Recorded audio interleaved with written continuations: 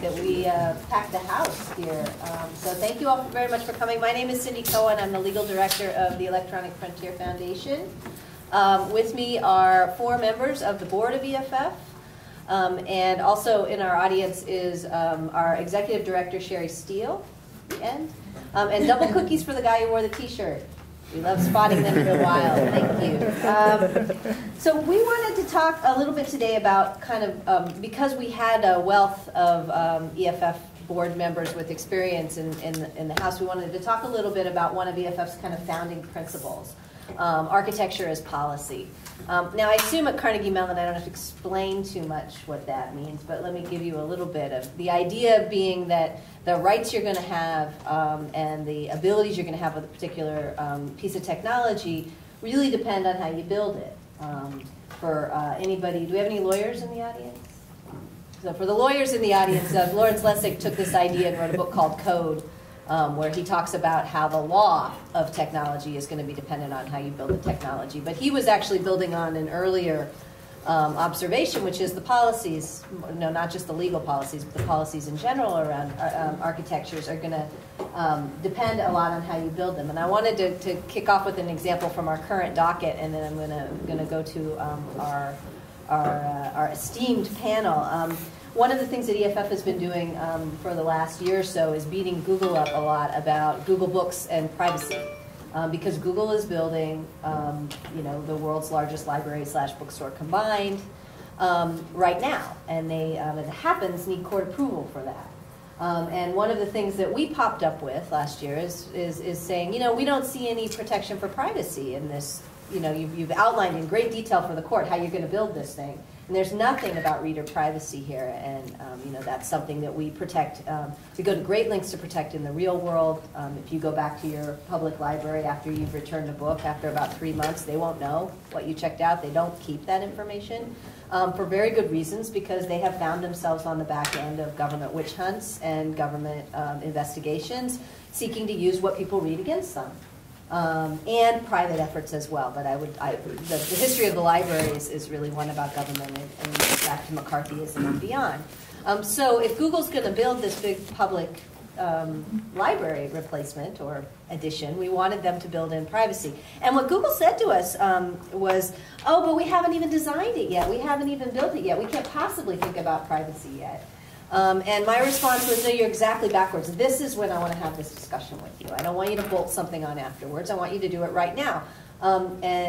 This is a fight that's now moved into the courts as part of the process. But it's exactly this founding kind of observation of the organization that led us to decide that this is the time to talk about privacy in Google Books before they've built it, when they're just speccing it out, in which, by happenstance, they need a court to approve it.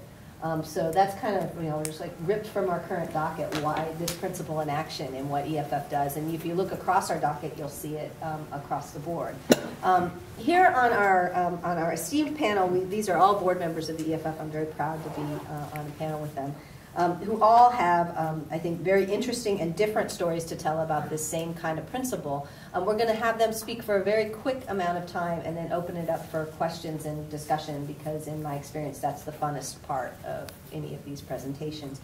So we're going to start off with Dave Barber, who should be not need an introduction in this particular room, but he is the Distinguished Career Professor of Computer Science and Public Policy in the School of Computer Science here at Carnegie Mellon.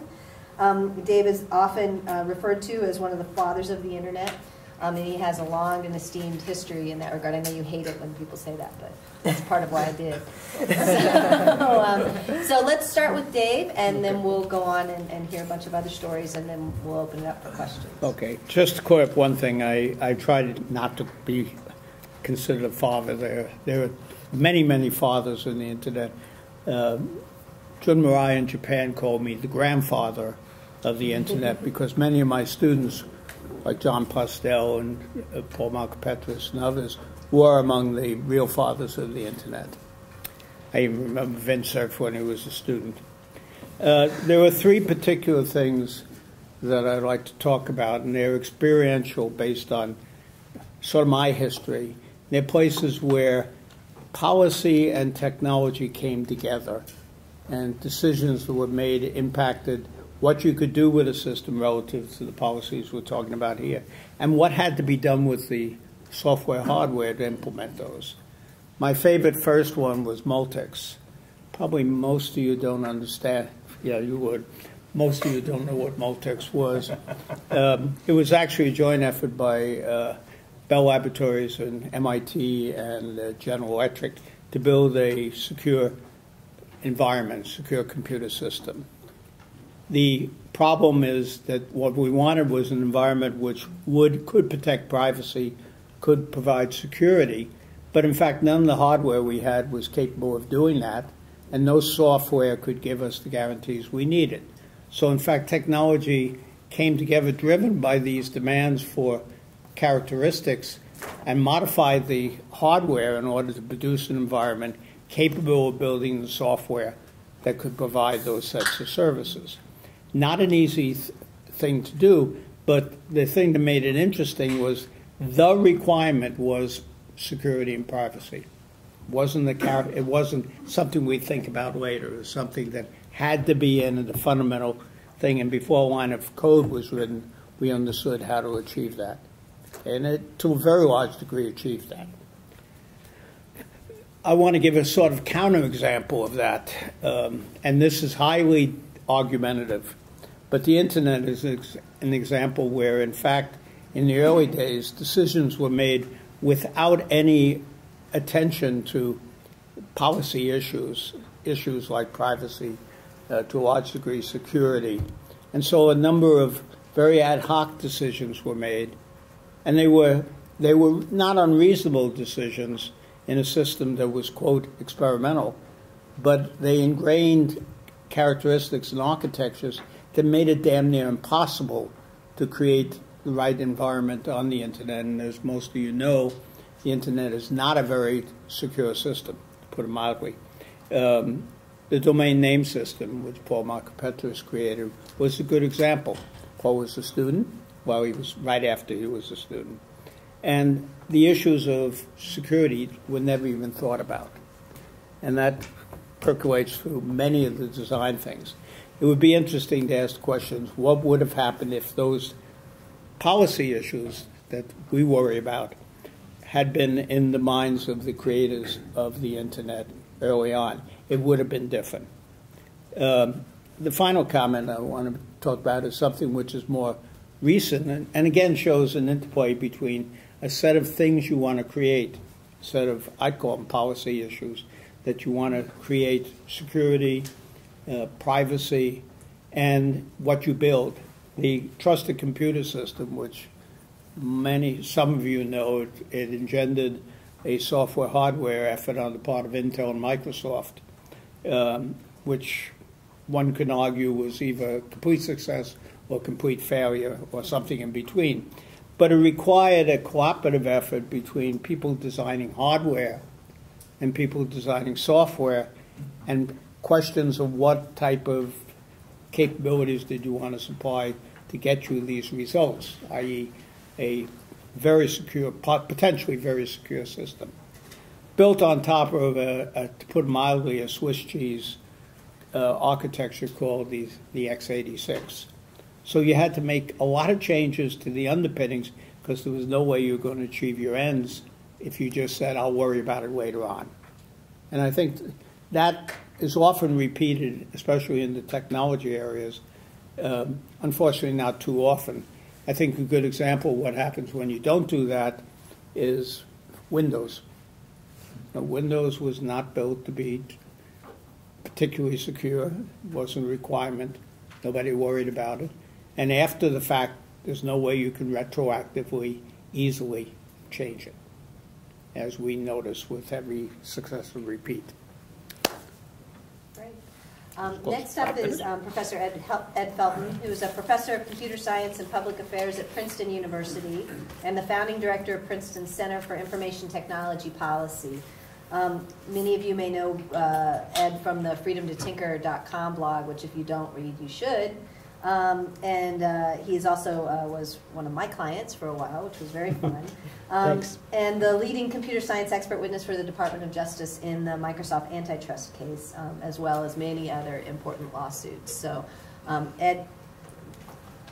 Okay, so I want to talk about a specific example where we did think about security from the very beginning and we still messed it up. And that is how you verify that you're talking to the website you think you're talking to. So you go, you open up your browser and you go to some site using an HTTPS URL, and the browser is supposed to verify that you're talking to the real site and not some man in the middle. So the way this works technologically is that the site digitally signs a certain value that's produced by the protocol, and your browser verifies that signature using the site's public key. So how do you know that you have the site's correct public key? Well, the site gets what's called the digital certificate, which is a statement that connects a public key to a domain name. This is the valid public key, or actually a valid public key for www.cmu.edu, for example. That digital certificate is digitally signed by a party called a certification authority, which says that it's done whatever due diligence is necessary to make sure that that public key really does belong to CMU. All right. So you can know that you have the site's public key because of the digital certificate, which you verified. But you verify the digital certificate using the certification authority's public key. How do you know you have the certification authority's public key correct? Well, you could have a meta-certification authority, but you can see that's not going to solve the problem. Right? So the way that this works is that the public key of a certification authority is hardwired into your browser. So when you get your browser and install it, it has listed within it a set of 70 to 100 public keys for certification authorities. Certification authorities from all over the world. The French government, for example, is one of them. There's a couple of ISPs in Turkey that do it. There's an outfit called the China Network Information Center, which is affiliated with the Chinese government. All of these have their public keys hardwired into your browser, and they're listed as trusted certification authorities, which means that any digital certificate signed by any one of those 70 to 100 parties is going to be treated as authoritative by your browser. Now, you could go in and edit that list of trusted certification authorities, but hardly anybody ever does. So de facto, the browser manufacturers are deciding which certification authorities are going to get trusted. Right? Now, I could tell, you can tell the story about how all this works, and you throw around words like, well, this certification authority is trusted, and so on. But if you really think about the institutional relationships and the assumptions about trust that are built into this system, if you really think about what it means institutionally to put one of those keys into your browser's trusted certification authority list, if you think about that institutionally, it sounds pretty ridiculous. So for example, one might say that all of you in this room trust two particular Turkish ISPs to certify the identity of anyone in the world. In fact, the whole design of this system seems to rely on the idea that there is a party who's universally trusted by everybody. And in fact, not only that there is one party who's trusted by everyone in the world, a statement which is on its face ridiculous, but in fact, that there, and not even that there are 70 to 100 independent parties, all of whom are separately trusted by everyone in the world, such that any one of those, by misbehaving, could cause you trouble. But it's in fact much worse than that. Those 70 to 100 are trusted, and the part I haven't told you about is there's a mechanism by which any of those parties can delegate their godlike certification authorities to anyone they want without telling anyone, through a mechanism called intermediate certificates. Any one of these root certificates can sign an intermediate certificate that gives any 71st or 101st party the authority to certify any name.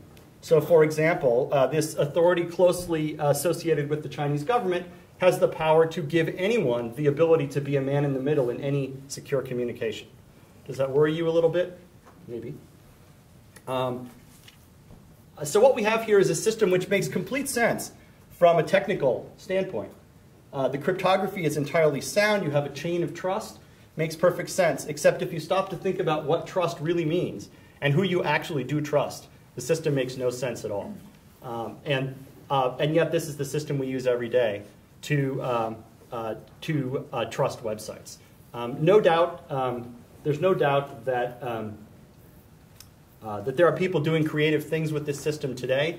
There's some evidence that they are, but Fixing it is not so easy because you need to actually think carefully about the institution and find some place to root your trust.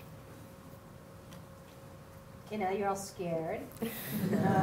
Let's go on to Laurie B Craner. She's an associate professor in the School of Computer Science and Department of Engineering and Public Policy here at CMU. She also should need no introduction in this room.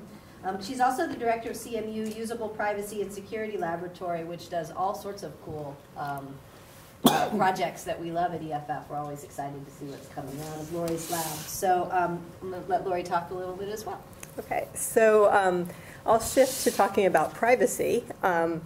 And we'll take you back about 10 years, and there was a group of people who said, well, let's design a technology that will help people protect privacy. And this was supposed to be a standard way for websites to communicate about their privacy policies. And so the World Wide Web Consortium came up with a protocol that involved XML format for privacy policies. The people involved initially said, well, we'll come up with this very detailed XML format, and companies will just go post their privacy policies in XML, and then we'll have web browsers that can read this and do useful things for people. That was the idea. The problem is that just having a standard isn't enough. You have to actually have people adopt it, and it has to be adopted in actually useful ways. So in this case, we needed adoption from both the websites, all needed to post their XML, and we needed software that end users had that could actually read this XML and do something useful with it. So some of the things that people thought would be useful to do with it would be to actually take that XML and display it in a standardized way for end users, maybe to interpret it, decide if it was good or bad privacy, and block sites that had bad privacy, things like that. What ended up happening was that the only major web browser to implement P3P was Microsoft Internet Explorer. And the way they decided to implement it was only as a cookie blocking mechanism. And in particular, the default setting was that it was only as a third-party cookie blocking mechanism. And so basically, they built in this tool that by default, if your site set third-party cookies and you didn't have P3P, they would get blocked. And if you did have P3P and you had an unsatisfactory policy, according to Microsoft, they would get blocked. So the privacy advocates and a lot of the designers of P3P didn't really like this because they said, well, P3P is a lot more than about third-party cookies, and this is really only focused on third-party cookies. Which is all very true. But the interesting side effect of this was that, in fact, most of the companies that are in the third-party cookie business, which tend to be advertising networks, all very quickly adopted P3P, and they all adopted privacy policies that had opt-outs. They basically let people opt out of the tracking. Kind of because Microsoft said they had to. And the default that Microsoft chose ended up basically becoming this de facto standard of what people are doing on the internet. And there are plenty of people who think that Microsoft should have gone a lot further in the privacy protections, and there are also plenty of companies who think Microsoft went way too far. But it's really interesting how this bit of technology basically dictated what this policy was going to do. So we've been looking at the CUPS lab of, okay, well, what else can you do with P3P? And let's say we want to get beyond just third-party cookies. So we've been experimenting with a search engine called Privacy Finder that will actually annotate your search results with privacy information based on analyzing these P3P policies. And so we wanted to see, well, what would be the impact of this? Does this actually change anybody's behavior? So we've done a series of studies where we had people use our search engine with the privacy information and buy things, and another set of people who use the same search engine without the privacy information. And we were able to show that when you have the privacy information, people will tend to actually purchase from websites that cost a little bit more if they have good privacy policies. So that basically by making that information, exposing it to the public, people actually will pay a little bit for privacy. And that's something that the architecture of the system can allow. There's no widely available tool that does this, but it does show that depending on how you set up the architecture of the system, you can actually change how people interact with their privacy settings. All right. Great. And last up is John Buckman, who is the chair of the board of EFF at the moment. He's an entrepreneur inspired by the causes of internet freedom and free culture. He's founded several companies, and he's going to talk about them a little bit, so I won't go into them too much. But I think that the thing that's exciting to me about having John on this panel is that John has used some of these policy decisions and architecture as policy decisions as part of business models in businesses, and he's had some very interesting results. So my background is I'm a coder, and I've had a few small companies, and one of them did reasonably well, and I sold it. And I'm just going to give 3 very short stories of design decisions that I made and then coded and what happened. So the first one is a company called Lyris, which was an email discussion group software. And you've all been on the servers. You send an email, everyone gets a copy. I added this feature at the time because there was a Chinese dissidents group I knew that was using a listserv, and I thought it'd be really cool if they could do anonymous stuff. In other words, if they could email and it anonymized and sent anonymous messages to everybody. I had this conception of anonymization as something that was really a political tool. And it didn't occur to me that there might be other positive uses for it. So I put this feature out in the wild, and lo and behold, the Chinese didn't use my software, so it didn't matter. But what came back was that a lot of schools were using the software. And I didn't expect this at all, but it got very popular in classes where there was a discussion group and students were talking about each other's work. Especially initially where you're supposed to comment on another student, and if that student knows you, if you say anything negative, you can have repercussions. And it became quite popular for teachers to use the anonymous feature so that the students could talk to each other without any fear of retribution. And what actually happened in one case that was really interesting was a creative writing class where the students were supposed to post their writings and supposed to let go. Really, don't worry about censorship, just go crazy. And what the teacher did is he posted Allen Ginsberg poems. I don't know if you know any of these poems, but they're pretty filthy. They're way, way out there. And the list went quiet for 2 days after he posted these things, thinking like, oh God, like pornography. And there was no attribution at all. And after he posted it, the students started to really let go and explore what kind of communication, what kind of writing they could do. So that was a really interesting, positive use of anonymity that introduced me to this technical subject. So more recently, about 4 years ago, I created a website called BookMooch where about 1 million books are swapped. These are dead tree books. People send them to each other. And one of my issues was privacy on this thing. I mean, obviously the library issue is huge, but at the same time, one of the fun things about social networks is snooping around. When you go to someone's house for dinner you don't know very well, it's fun to look at their bookshelf and you learn what kind of person they are by reading what they've got on their bookshelf. And I thought this would be a really interesting feature to the site, is all the books you want to read and all the books you've given away, everyone else should be able to see that. It's a way to learn what you might want to read. But there's huge privacy issues with that.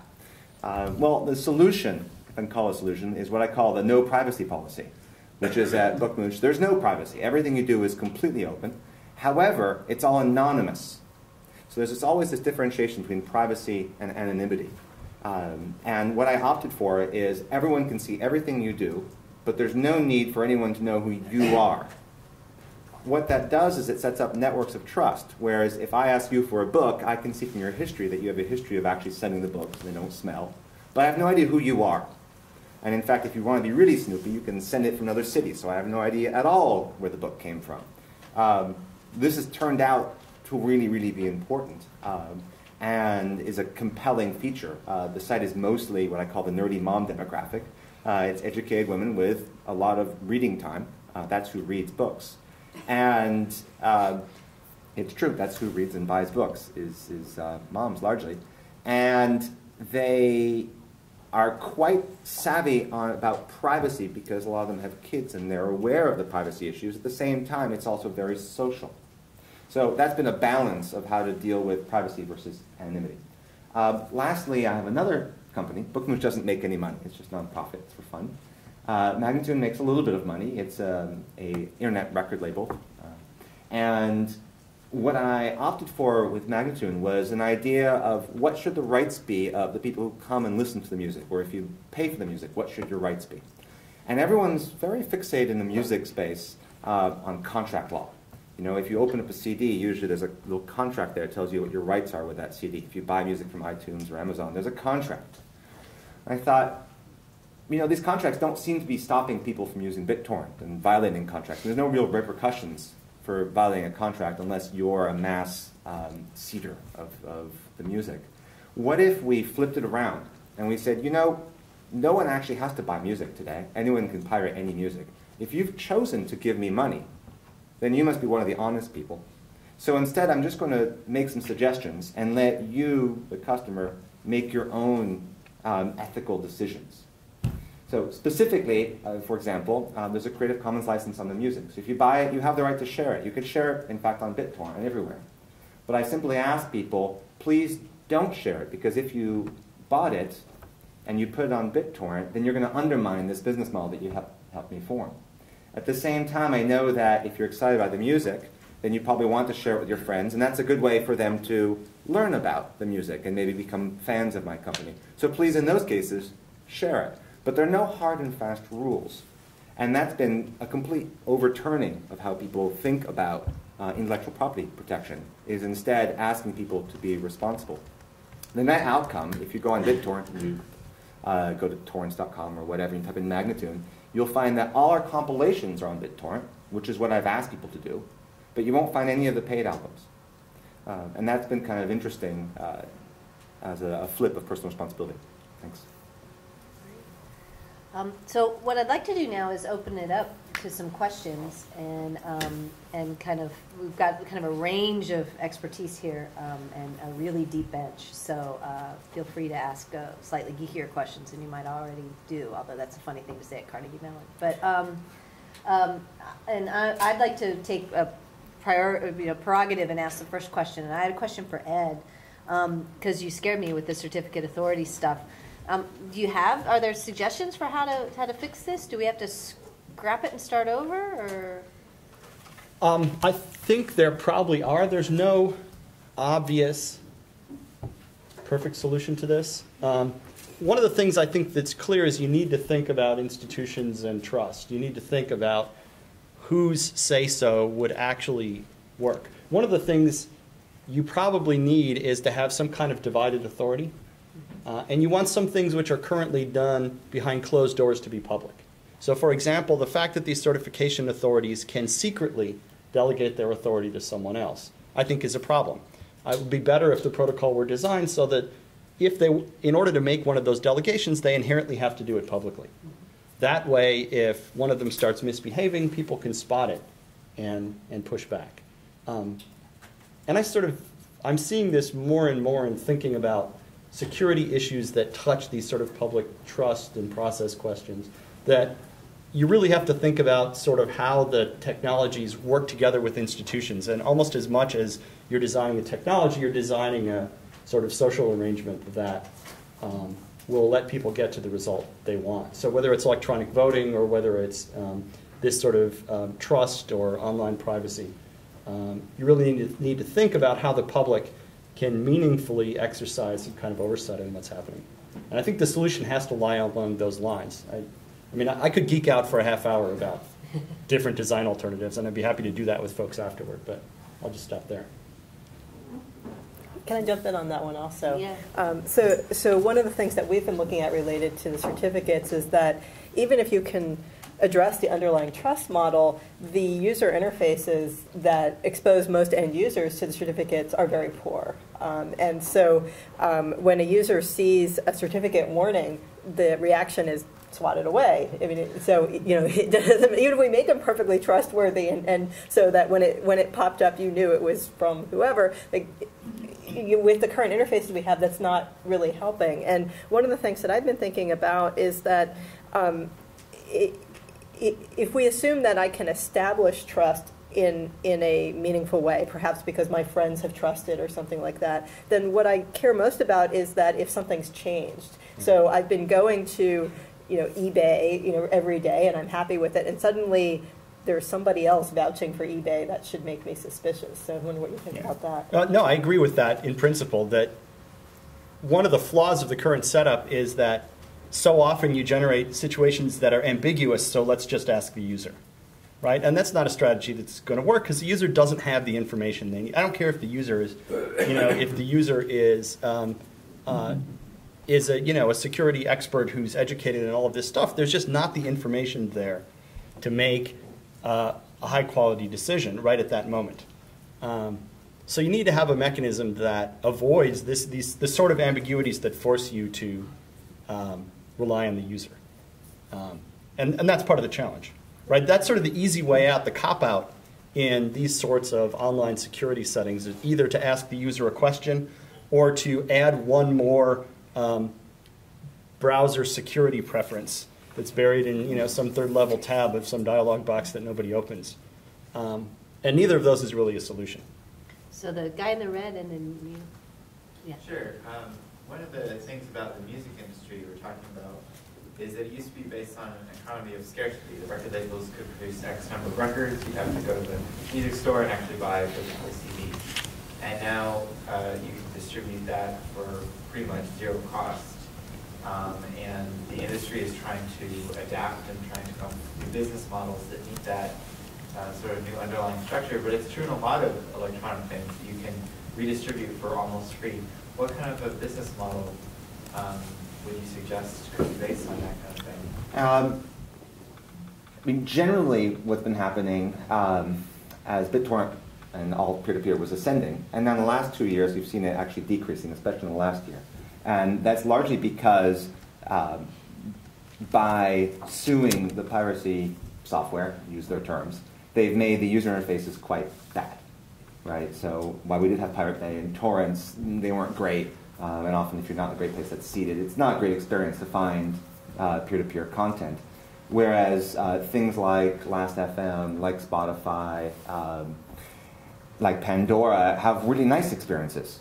So the obvious way, and it's been happening, is by coming out with something that's more compelling. That's one way. I mean, my approach was this ethical way. So the slogan for Magnitude is, "We are not evil." And it makes people laugh, but it's also, ooh, every time you give $1 to the major evil, the major labels, you're funding evil.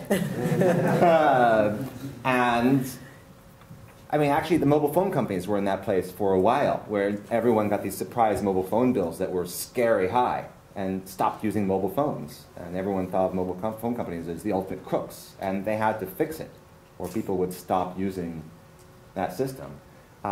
Essentially what's happened is it's been failure of the market, is the major labels, all the media companies, haven't come out with better things than we can do for ourselves by ignoring copyright law, and so they've lost out.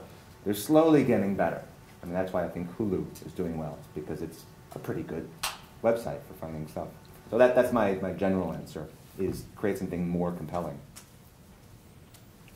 EFF, of course, has a on the specific question of music DVDs.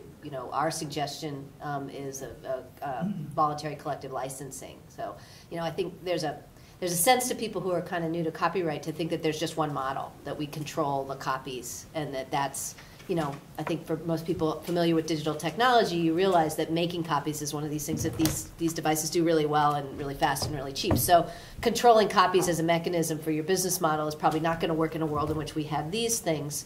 But if you look across copyright industries, you'll find that there's a whole lot of different business models, and controlling copies is not one. The voluntary collective licensing is what radio stations do, right? They pay one amount of money, and they don't pay per song that they play. They've got an all-you-can-eat kind of thing, and there's lots of ways that you could do something like that. We like that one because of, there's a particular freedom, but there's lots of different other models that actually already exist in the world that we can look at before you even begin to think about new ones. But it's just not the case that controlling copies and monetizing on copies is the way that copyrighted works is the only way that you could ever sell copyrighted works. So that's gone away. So therefore, the sky is falling as a business model.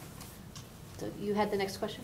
Yeah. And then we'll go to Green. Yes, but when I was asking my question, because nobody was asking questions, I thought everybody asked. But so I asked my question for pro forma. It was something reacting to what Professor Felton said about this system of certificate. So even if you, I can't believe it's impossible to find a system whereby there are less people that are more responsible, those are the authorities. Even so, you solve the problem completely because the MD5 is broken, as you know. We can create rogue certificates now, and there are reasons to believe that it will be more and more so. So it's not only a question of... Right, it's not only a question of the institutions, you have to get the crypto right, and MD5 having been broken is an issue. Now, the certification authorities should have stopped using MD5 before all of them did. And now it's a good practice not to trust certificates that use the MD5 hash and rely 99% of them. on them. Most of this, let's see, so a lot of certificates now offer another hash, even if they include an MD5. This is one of the standard problems you see in this space as well, which is the backward compatibility problem. You have an old and a new way of doing it, and the old way becomes insecure, but people keep supporting it because otherwise things break. And so you have attacks that roll you back to an old version. Another issue that could have been handled better in the design of these mechanisms, so that it should have been easier to migrate away from MD5 to a better hash function. Yeah, so one of the changes we seem to be seeing is the proliferation of kind of platforms that anybody can write applications for, like iPhone, Android, and so on. And it's so successful, you know, that it shows every sign of kind of a major way of designing technologies. So I just wondering, anybody who might want to, would you comment on what kind of privacy and security risks does this bring about? Is it new? Is it a harder problem? How serious is it? Is there anything that can or should be done about those risks? I'll just, one thing I'll say, very quickly, is it can be better and worse. With the Apple Store, Apple collects everything, and actually it's something that the TV stations really, really hate, is that they have no transparency on who's buying their shows. It can be also better. We use Google Checkout, for example, for Visa transactions, and they have a pretty strong privacy policy, and we don't get IP addresses or anything. In fact, we don't even get to deliver the content. You have to give it to Google, and then Google delivers it to the end user. So it can be better or worse, depending on how it's implemented. Yeah, it depends on two things. One is the underpinnings that these applications run on, and just what they enable and what they don't enable. The problem is that when you have an application that's unconstrained, it can seize a lot of information if it's available, and if it's not available, then it's constrained.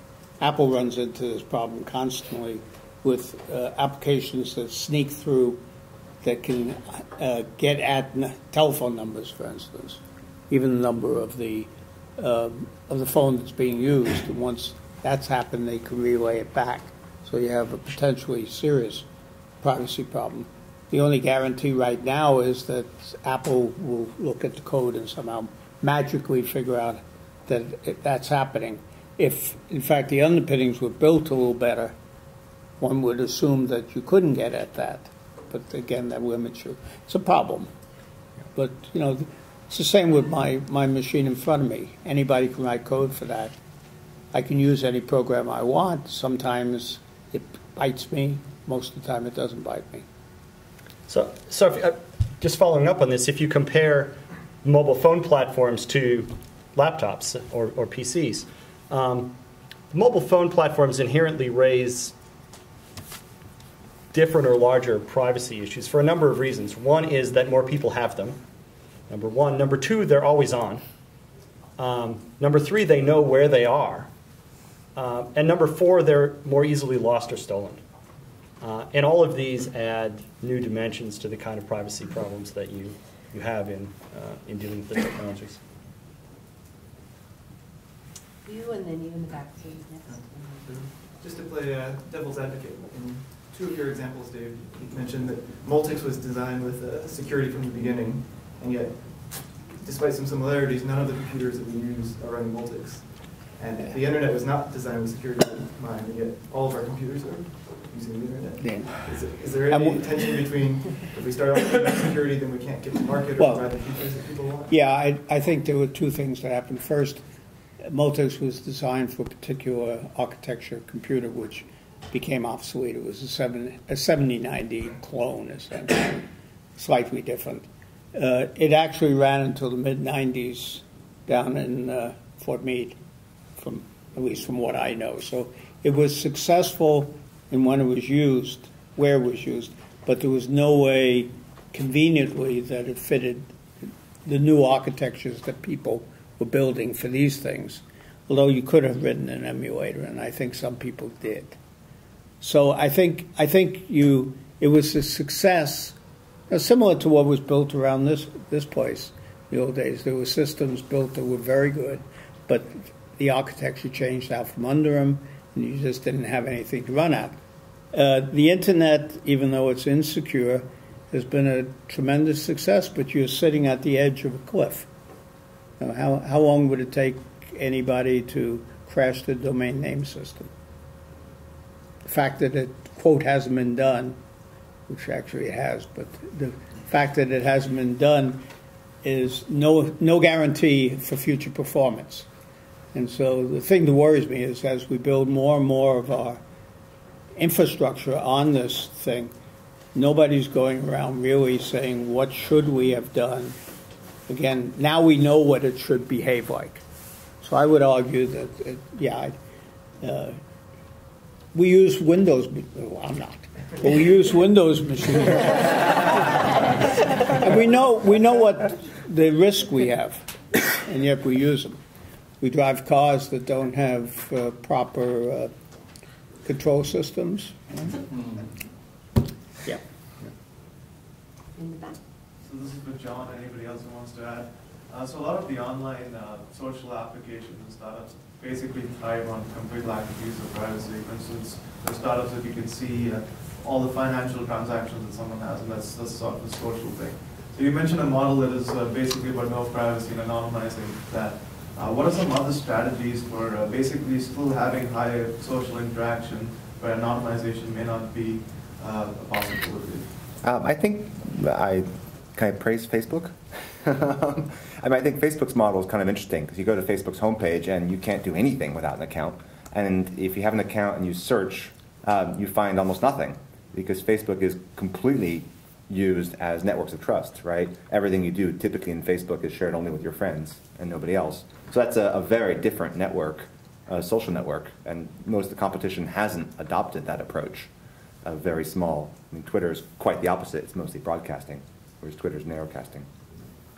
Yeah, I mean, I think that the Facebook originally started out this way. I think that they're viewing Twitter as their competition now, and we're seeing them move further and further away from that.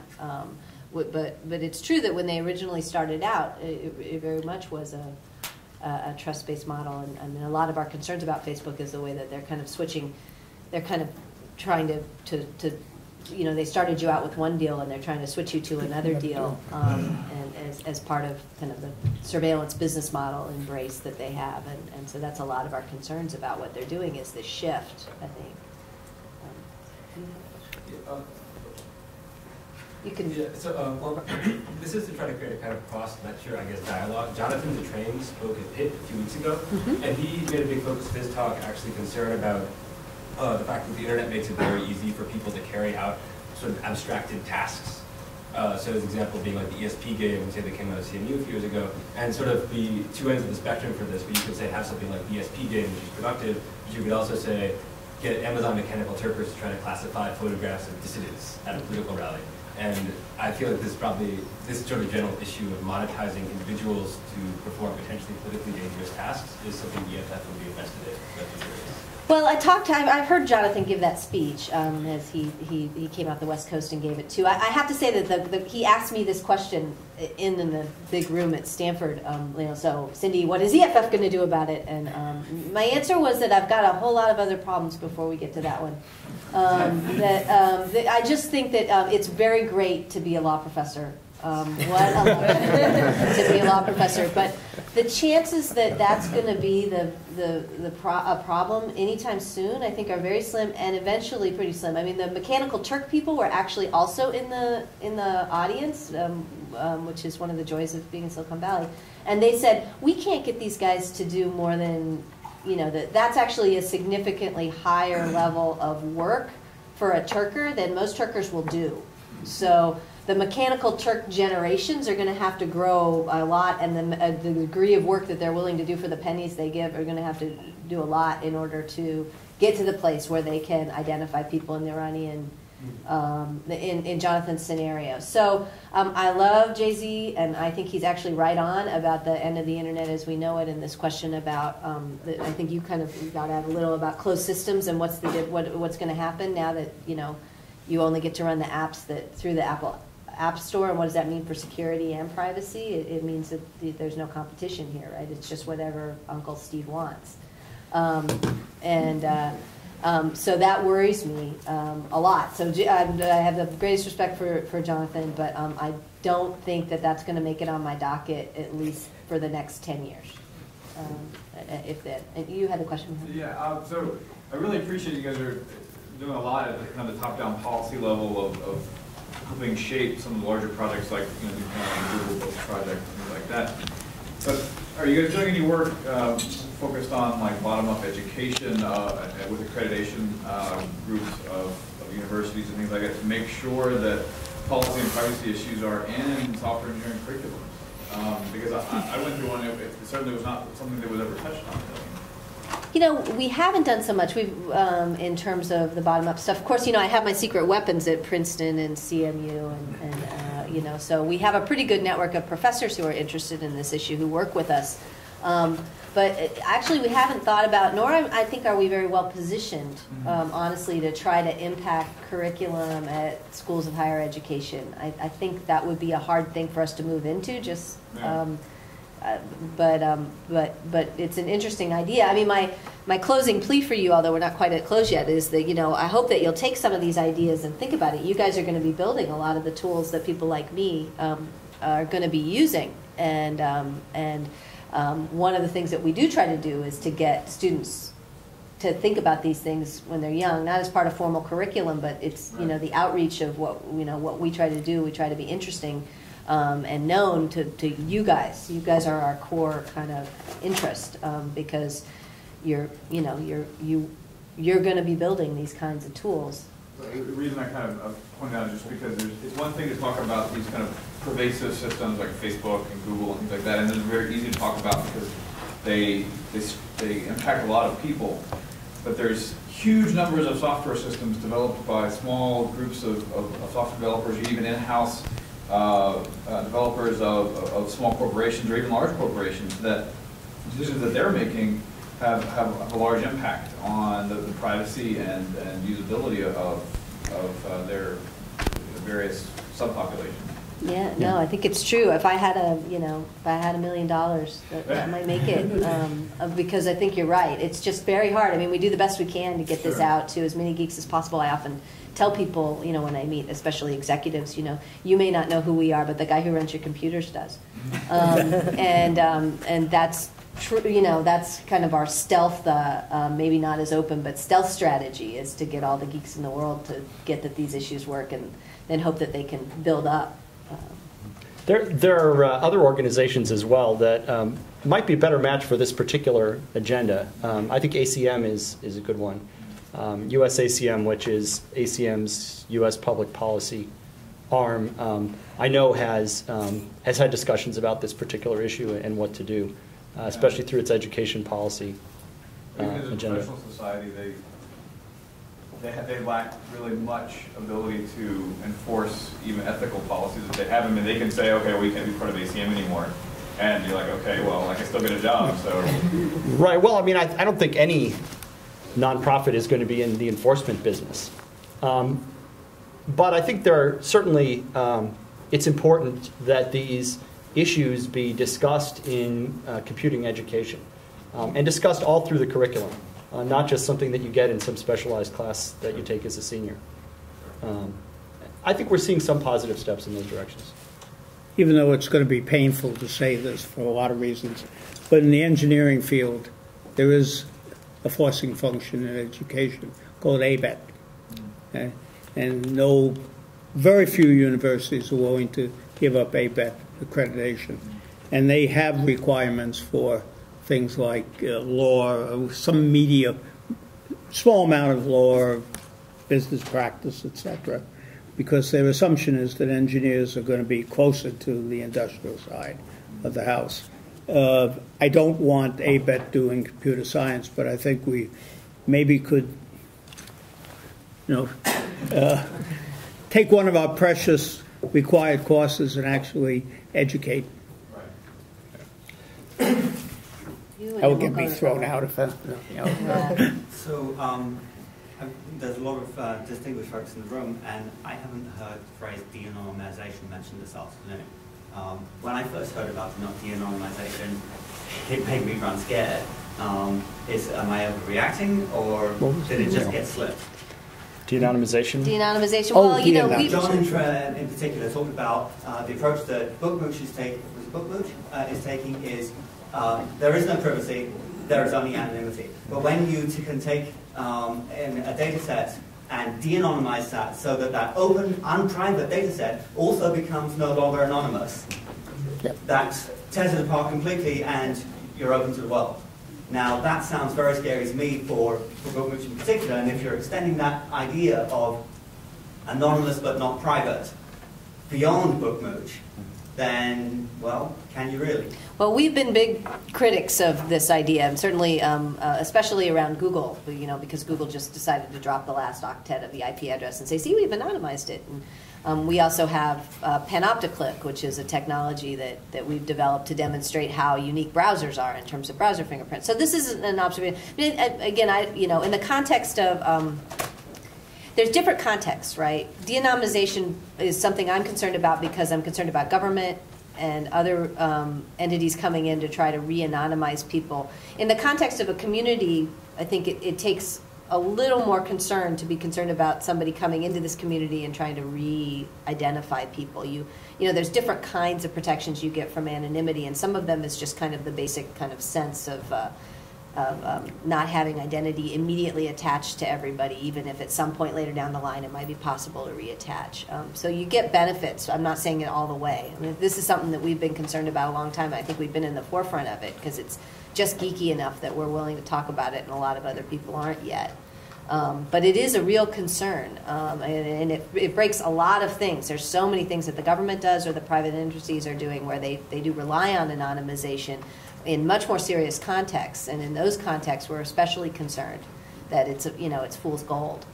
This is an idea that's I think just recently crossed over into the policy world. So policy people who aren't geeky like us are now talking about the implications of re-identification and the difficulty of anonymizing data. So I think we'll get some policy movement driven by these issues, although if you're a policymaker and don't have the technical chops to talk about this issue, it's hard to figure out what to do.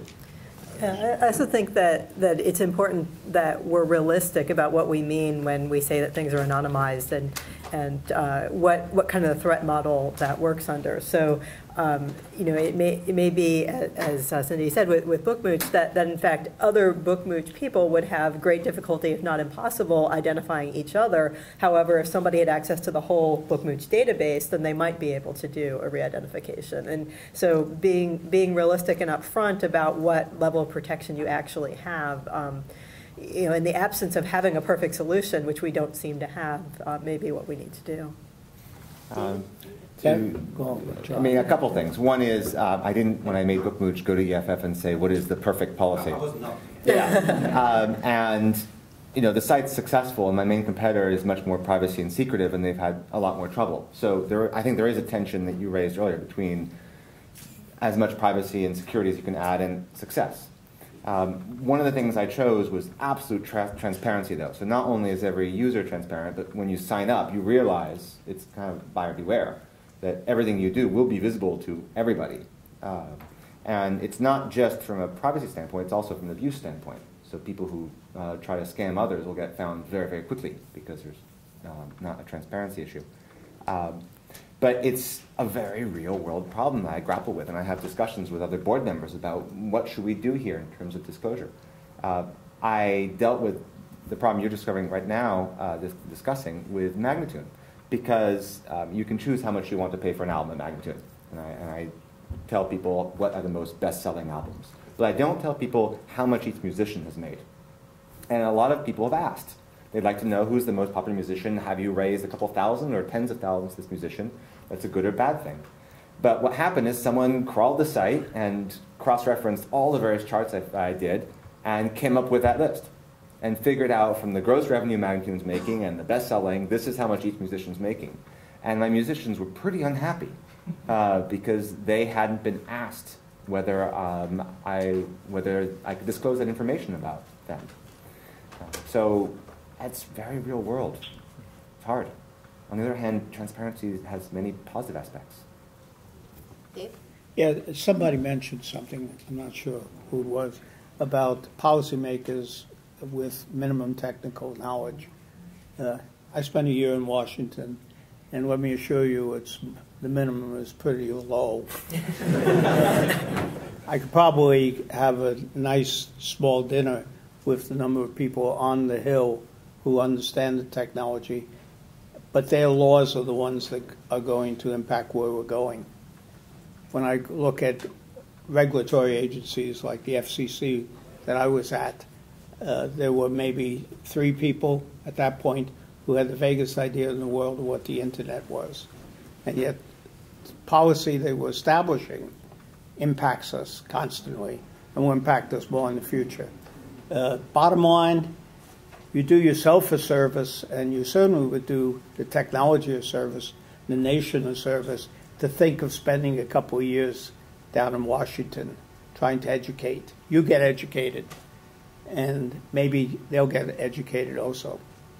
The good news is you go to Washington, the 28-year-old staffers are much better. They're getting They don't have better. power yet. Right. But they're only there for a couple of years. So we'll do the last question since we're at an hour. And I think you had your hand up. Yeah, this is about education. So it rolls back 2 or 3 questions. The question about education was one about certification and about bringing to bear the requirement that these topics be taught. There's a precursor to requiring that topics be taught, and that's to have good educational materials. Mm-hmm. And it seems to me that tackling that problem first and making appropriate educational materials for several audiences widely available would be a good first step. And that is actually an arena in which EFF does have some leverage. I wouldn't particularly encourage EFF to go get involved in ABET and CSAB and the other accrediting agencies. But providing materials is a different matter entirely. Now, the question was really about the education of geeks like us. But as Dave just pointed out, the real problem is not geeks like us, it's all the rest. And so thinking about the important elements of education, I'd pick as the primary target the U.S. Secondary and post-secondary education system and the extraordinarily low level of appreciation for science and technology generally that's out there. EFF probably doesn't have any leverage on science and technology generally, but taking aim at computer-specific skills, and I do not mean programming and using Word, would be a really good public service target. It's an interesting idea. I mean, we did develop a curriculum having to do with copyright. The state of California, in its infinite wisdom, passed a requirement that I think it's grade school kids or secondary K-12. K through 12 have copyright education. And the Motion Picture Association and the record companies promptly provided educational materials that failed to mention fair use and said that you couldn't do anything without approval ever from the copyright holder, and basically was from our perspective just misinformation about copyright law. And so we wrote a counter curriculum. And I think the challenge hasn't. I mean, writing the curriculum was actually its own challenge, and we had to hire people because we're a bunch of lawyers and activists, and actually writing curriculum is a skill set that you don't just kind of get. You have to learn. But also getting it placed has been something that can continue to be a bit of a challenge, and that gets you into the morass of how it is you get educational materials into the schools these days, which is chaotic at best, I think is what you could say. So, but it's an interesting idea, and Actually, I saw Sherry taking notes. Yeah, so. no, I pulled up my notebook after you said it. I actually think that's a really good idea. It would be worth us looking into whether or not we have internal resources to be able to make that happen, and if not, how we could. I mean, it happens informally a lot. We will get a call from a teacher saying, you know, often saying, I think I need your permission to use your materials on your website in my class. Can I have permission? In which case we say, no, you don't need our permission. That problem about them teaching you copyright law is flowing over here. But we do, you know, there are a network of teachers and professors across the country who we know regularly use our website materials. But taking it the next step is a really interesting idea. Think about an end run around K through 12. Yeah. What is it that kids do outside of school that they actually pay more attention to? The number of kids who call us and say, my mom read my Facebook page is really high these days. Try to point out that that's because you friended her. But yes, there are lots of things, and you know, again, there's a lot of these new technologies are just more readily used by kids, so they're interested in other questions as well. Well, I wanted to thank everybody for coming. We appreciate it very much, and I hope that we've inspired you to think about this stuff more in your work and your developed stuff, because that's my not-so-secret secondary goal in talking to you all today. Thanks.